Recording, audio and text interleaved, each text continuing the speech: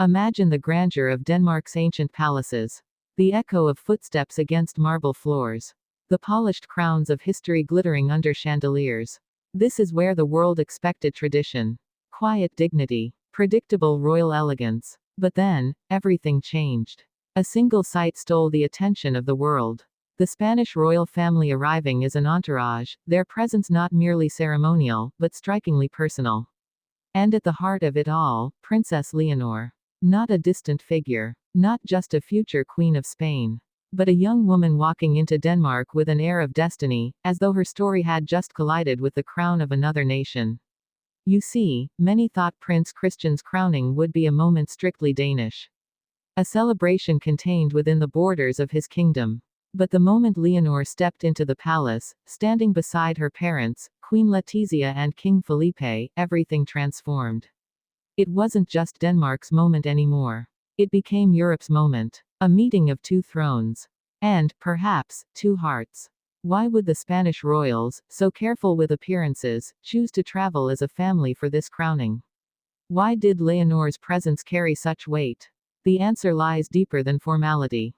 It lies in history, whispers of alliances, and the unspoken hope of two nations bound not just by diplomacy, but by something far more human, connection. From the very first step out of the motorcade, Leonor drew eyes. Cameras flashed, but it wasn't just fashion. It wasn't just her composure. It was the way she and Christian shared glances, a subtle warmth that carried the weight of something both tender and political. The world leaned in closer, wondering, was this simply a royal courtesy, or the shaping of Europe's most powerful love story? The King and Queen of Spain were not oblivious. Every look, every gesture mattered. Queen Letizia, regal yet watchful, seemed protective of her daughter's presence. King Felipe, dignified and composed, held his silence as the Danish press whispered questions about a possible union. Could this crowning ceremony be more than the elevation of a Danish prince? Could it also be the quiet confirmation of a bond stretching beyond borders? The ceremony itself was magnificent. Prince Christian, dressed in regal attire, ascended in front of nobles, statesmen, and world leaders. Yet the crowd's eyes often drifted toward the Spanish royal box, where Leonor sat poised, her gaze fixed with a mixture of admiration and quiet strength. It was as though she wasn't merely attending history. She was becoming part of it. And here's where the tension deepens. For centuries, European monarchies have walked the fine line between love and duty. Princesses have married across borders to unite nations, but rarely has the world seen such genuine chemistry wrapped in protocol. Was this destiny unfolding, or was it a carefully choreographed display meant to hint at possibilities without committing to them? What no one could ignore was the emotional undercurrent. When the choir sang, Leonor's eyes glistened, and at one brief, unguarded moment, Christian turned his head toward her. Just a glance. But enough to spark speculation. Enough to send ripples across Spain, Denmark, and beyond. The entourage's presence also spoke volumes. Infanta Sofia, Leonor's sister, added a familial warmth. She smiled, she whispered softly to Leonor, grounding her in a moment that otherwise carried monumental weight. Queen Letizia, elegant and composed, represented Spain's modern face of monarchy.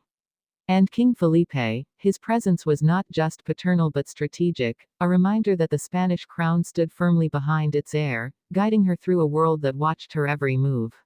As the ceremony drew to its climax, the crowning itself unfolded with all the solemnity Denmark is known for.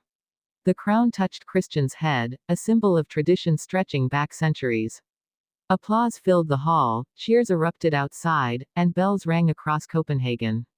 But even as Christian bowed his head, the question lingered, was this a moment only about Denmark's future king, or the unveiling of a story that would intertwine two royal destinies? And so, the night moved into celebrations. Banquets glittered with crystal and gold. Tables adorned with Danish delicacies reflected both wealth and heritage. Yet behind the laughter and formal toasts, the subtle dance between Leonor and Christian continued. Not in overt gestures, but in the quiet elegance of shared proximity. A smile across the table. A respectful nod. A spark, undeniable yet carefully restrained. For the Danish people, this was a day of pride. For the Spanish, it was a moment of intrigue. For the rest of the world, it was the unfolding of a royal chapter drenched in symbolism. Could love truly bloom in the corridors of duty? Could two thrones, bound by centuries of separate traditions, find themselves converging through the hearts of two heirs? Of course, there were skeptics. Some critics dismissed Leonor's presence as a mere courtesy, a polite gesture of alliance. But those who have watched the Spanish princess grow know better. They have seen her transformation from shy royal daughter to confident future monarch. They have witnessed her dedication to military training, to her studies, to her people. And they recognize that when Leonor steps into any space, it is never accidental. The Danish royal family, too, seemed aware of the significance. Queen Mary of Denmark, graceful and composed, shared warm exchanges with Queen Letizia. Crown Prince Frederick and King Felipe engaged in discussions that seemed both casual and weighted with meaning. It was not just friendship on display. It was diplomacy wrapped in affection. Tradition cloaked in modern possibilities. As hours passed and night embraced the Danish capital, the whispers only grew louder. What role will Leonor play in the future of Europe? Was her presence simply supportive, or the quiet signal of a bond that could one day reshape royal history? This is where curiosity takes root. Because history has shown us that royal unions have always been about more than love. They are about legacy, about the weaving together of nations. And yet, in Leonor and Christian's case, the story feels different. It feels tender, authentic, almost as though destiny itself had orchestrated their paths to cross, long before this crowning ceremony. So what happens next? That is the question that keeps us watching. Will Spain and Denmark continue to draw closer through this quiet bond? Will Leonor and Christian's story evolve into something official, or will it remain a subtle undercurrent in the grand tapestry of monarchy? One thing is certain, the crowning of Prince Christian was not just a Danish affair. It was a European moment. A symbol of unity. A spark of possibility. And at its center stood two young royals whose futures are written not just in duty, but in the whispers of love, destiny, and history yet to be made. And as the final applause faded, as the Spanish entourage prepared to return home, the world was left with a haunting curiosity. Not about the crown that now rests on Christian's head, but about the unseen crown of emotion that seemed to settle between him and Leonor.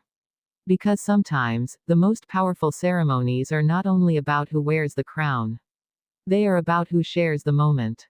And on that day, in Denmark's resplendent halls, the world witnessed both the crowning, and perhaps, the quiet beginning of a love story written in gold.